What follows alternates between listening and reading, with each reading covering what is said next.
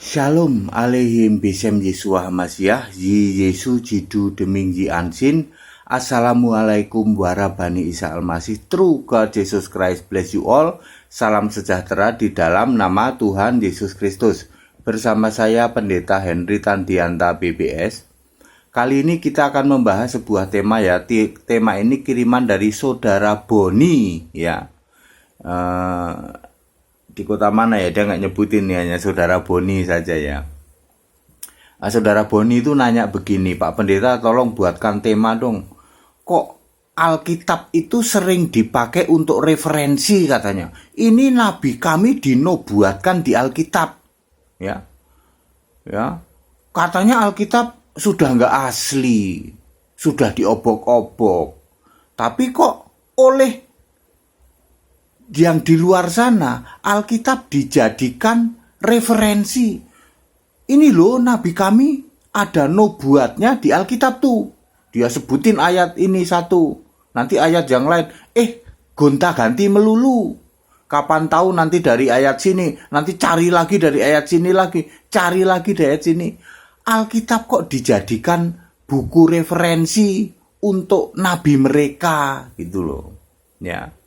Jadi si Boni ini nanya, gimana Pak, jelasin Pak, sebenarnya Alkitab itu bagaimana? Apakah menubuatkan nabi untuk mereka itu?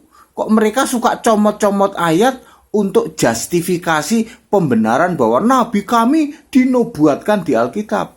Udah gitu ganti-ganti melulu ayatnya. Ya saudara ya. Saudara Boni, judul kita adalah begini. Jangan cari nubuatan nabi di Alkitab. Jangan mencari nubuatan nabi di Alkitab. Kenapa begitu? Penjelasan berikut ini adalah Alkitabiah ya. Kepada saudara-saudara yang punya keyakinan lain di luar sana, silahkan Anda yakini sesuai dengan keyakinan Anda masing-masing. Saudara Boni dan para pendengar sekalian, nubuatan di Alkitab tentang nabi hanya ada dua. Ya, saya ulang, nubuatan nabi di Alkitab hanya ada dua. Dan dua-duanya sudah digenapi. Makanya jangan cari-cari ayat di Alkitab untuk seolah-olah menjustifikasi atau menubuatkan bahwa nabiku sudah dinubuatkan loh. Ya. Jangan cari-cari ayat di Alkitab untuk keperluan itu. Sebab nubuatan di Alkitab hanya ada dua tentang nabi dan dua-duanya sudah dipenuhi. Mana coba? Ya, Boni kasih tahu ya, nubuatan nabi itu cuma ada dua di Alkitab dan sudah digenapi. Loh kok masih nyari-nyari? Ini nubuatan untuk nabi kami katanya. Ya. Ulangan 18 ayat 15 dan ayat 18. Seorang nabi akan dibangkitkan ya dari tengah-tengah Israel, dari tengah bangsa Israel, seperti kami, seperti aku, seperti Musa ya, sebagai nabi pembebas. Ulangan 18 ayat 15 maupun ayat 18 sudah digenapi oleh Yesus. Lukas 7 ayat 16, Yesus itu nabi besar. Tuh, jadi ramalan nabi di ulangan 18 ayat 15 maupun ayat 18 sudah digenapi oleh Yesus di Lukas 7 ayat 16. Yesus itu nabi besar. Lah kok ayat di ulangan 18 masih sering dicomot-comot, dikorek-korek untuk menubuatkan ini loh nabi kami dinubuatkan di ulangan 18. Katanya Alkitabnya palsu. Udah diobok-obok, kok dikorek-korek untuk justifikasi menubuatkan nabi katanya. Sudah digenapi oleh Yesus. Ya, ulangan 18 ayat 15 maupun ayat 18 sudah digenapi oleh Yesus Kristus di Lukas 7 ayat 16. Yesus itu seorang nabi besar. Juga ada di Yohanes 4 ayat 19, itu perempuan Samaria juga mengatakan, ternyata benar engkau seorang nabi katanya.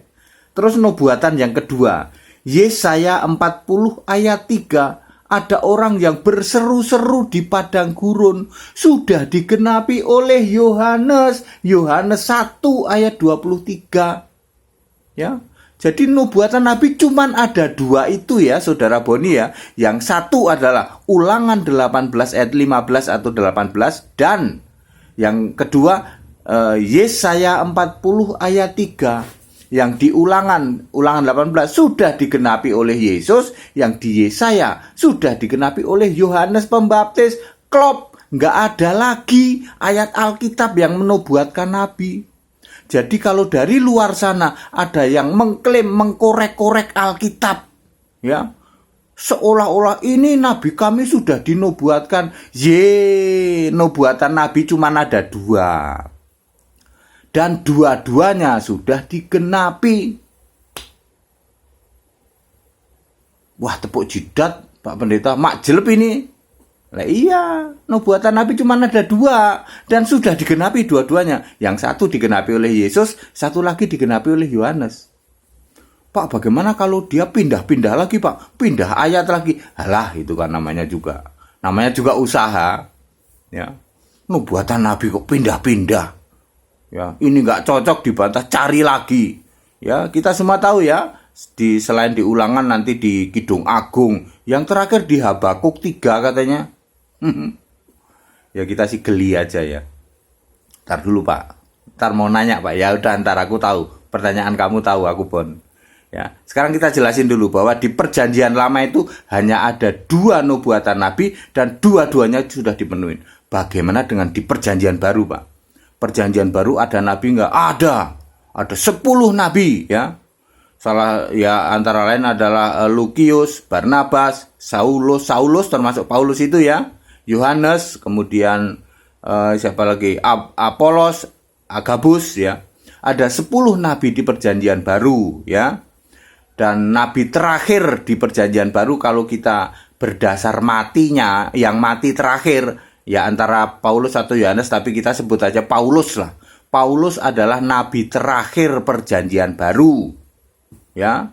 Jadi nggak usah mengkorek-korek ayat Perjanjian Baru untuk menubuatkan nabi. Nabi terakhir Perjanjian Baru itu Paulus. Paulus itu nabi besar. Emang Paulus nabi, Pak? Nabi dong. Baca di Kisah 13 ayat 1. Kisah Para Rasul 13 ayat 1. Paulus itu nabi. Oke, nah sekarang kita mau luruskan bagaimana dengan Perjanjian Baru. Acuannya adalah Efesus 4 ayat 11. Maka ia itu Yesus yang memilih baik rasul, nabi, pemberita Injil, gembala maupun pengajar. Perhatikan ayat 12. Untuk memperlengkapi orang-orang kudus bagi pekerjaan pelayanan. Perhatikan ayat 13, sampai kita semua telah mencapai kesatuan iman dan pengetahuan yang benar tentang Kristus. Jadi nabi itu terus akan dipilih oleh Yesus sampai zaman Nuh. Tetapi semua nabi yang dipilih Yesus adalah untuk mendukung pelayanan penginjilan dan untuk menuju iman yang benar akan Kristus, yaitu Yesus itu satu-satunya Allah. Jadi itu Yesus memilih nabi. Sampai saat ini masih ada nabi, saudara. Ya, nggak usah ngorek-ngorek dari Perjanjian Lama. Perjanjian Lama sudah digenapi nubuatan Nabi. Yang 2 tadi digenapi oleh Yesus maupun Yohanes. Perjanjian Baru tidak ada nubuatan Nabi, tetapi ada di Efesus 4 ayat 11 bahwa Yesus tetap memilih Nabi sampai hari ini. Tetapi Nabi yang dipilih oleh Yesus adalah untuk mendukung pelayanan, menggenapi apa yang ada di dalam Perjanjian Baru yang belum digenapi, dan untuk menuju kesatuan iman yang benar akan Yesus, yaitu Yesus Kristus satu-satunya Allah. Jadi kalau hari ini Yesus memilih nabi dipilih di seluruh dunia. Banyak nabi di seluruh dunia ya. Per hari ini masih banyak nabi di seluruh dunia. Tetapi tugasnya adalah mendukung pelayanan Injil Kristus dan keimanan ke arah Yesus satu-satunya Allah. tidak untuk nulis kitab baru, tidak untuk bikin ajaran baru. Ingat Bapak Ibu, nabi-nabi zaman Nuh tidak untuk bikin ajaran baru, tidak untuk nulis kitab baru. Syarat nabi mutlak harus dipilih Yesus. Jadi kalau nabi tidak dipilih Yesus gimana Pak? Itu bukan nabi, hanya ngaku-ngaku nabi. Cek saja sekarang. Ya. Jadi saudara-saudara, realnya gimana ya ini ya Pak Pendeta? Realnya gampang. Jadi yang suka ngorek-ngorek nabi, nubuatan nabi kami dinubuatkan di Alkitab gampang. Tanya aja, nabi kamu lahirnya kapan? Oh, setelah Paulus Pak. Kalau setelah Paulus sudah nggak ada hubungannya sama Alkitab. Ya, setelah Paulus standarnya cuma satu, dipilih Yesus atau enggak. Contoh yang real ini, Nabi Mormon. Anda tahu Nabi Mormon? Nabi Mormon ini ngorek-ngorek Alkitab terus. Katanya nabiku Nabi Mormon ini juga dinubuatkan di Alkitab. Dia sebut itu Ulangan 18 ayat 15. Seorang nabi dibangkitkan. Itu kan untuk Israel, dari Israel. Lah Mormon dari Israel enggak? Enggak, dia dari Amerika. Terus dia ganti lagi di Kidung Agung katanya. Di Kidung Agung dia untuk membenarkan bahwa Mormon itu nabi yang dinubuatkan di Alkitab, nanti ganti Kidung Agung. Terakhir Habakuk. Ya. Pak, siapa Pak contohnya Pak? Nabi Mormon. Itu contoh paling real. Ya, Mormon ini selalu mengkorek-korek Alkitab. Katanya nabiku dinubuatkan di Alkitab. Ulang Pak. Siapa Pak? Nabi Mormon. Nabi Mormon itu contoh paling real tuh. Suka mengkorek-korek Alkitab padahal dia nggak pakai Alkitab. Dia punya kitab lain namanya Kitab Mormon. Katanya Alkitab sudah nggak benar, sudah diobok-obok, sudah dipalsukan. Tapi dia ngorek-ngorek Alkitab, cari ayat untuk membuktikan bahwa nabiku dinubuatkan di Alkitab. Nubuatan nabi di Alkitab sudah digenapi oleh Yesus dan oleh Yohanes. Itu perjanjian lama. Perjanjian baru tidak ada nubuatan untuk nabi kecuali Efesus 4 ayat 11 yang Yesus akan terus memilih nabi sampai zaman Nuh.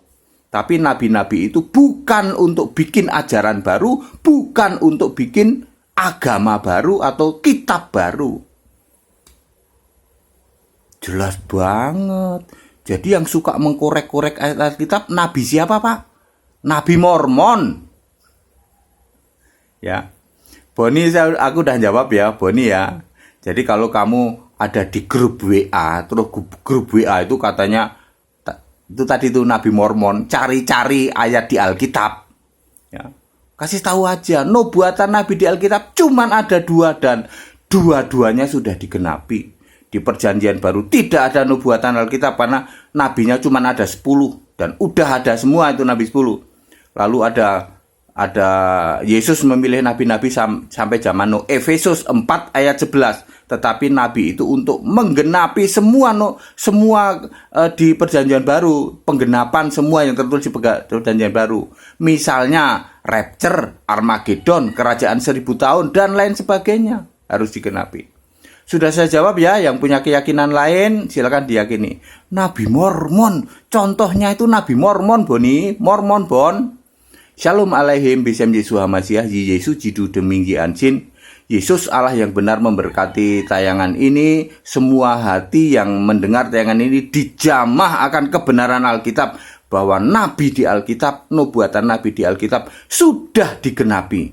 Tidak ada nabi di luar Alkitab yang boleh untuk menjustifikasi memakai ayat-ayat di dalam perjanjian lama untuk menjustifikasi untuk meneguhkan kenabian mereka karena sudah digenapi dan tidak ada nubuatan nabi di perjanjian baru, tetapi Yesus tetap akan memilih nabi-nabi untuk keperluan peneguhan akan segala penggenapan dari yang harus terjadi dalam perjanjian baru itu. Terima kasih Yesus Allah yang benar menjamah setiap hati yang mendengarkan tayangan ini, memeteraikan kebenaran Alkitab.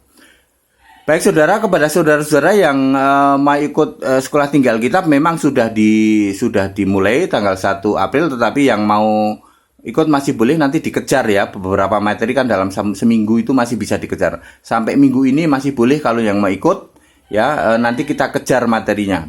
Baik, tetap bersama saya Pendeta Henry Tandianta BPS. Haleluya, amin.